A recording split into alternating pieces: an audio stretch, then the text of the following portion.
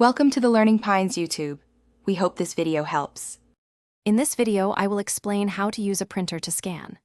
First, ensure your printer is properly connected to your computer, either wirelessly or via a USB cable. Next, carefully place your document face down on the scanner glass, aligning it with the indicated corner, or load multiple pages into the automatic document feeder. Finally, open the scanning application on your computer to begin the process. Once your document is ready, open your printer's scanning software, often found in your operating system's applications or utilities folder. Select your specific printer model from the list. Before scanning, adjust crucial settings such as the document type, whether it's a photo or text, and choose between color or grayscale.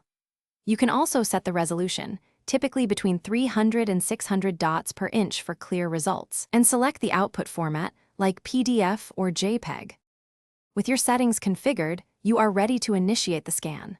Many applications offer a preview option, allowing you to check the document's orientation and cropping before the final scan. Click the Scan button to start. The printer will then process your document. Once complete, carefully review the scanned image on your computer screen to ensure clarity, correct orientation, and that all content is captured accurately. After a successful scan, save your document to the designated folder on your computer.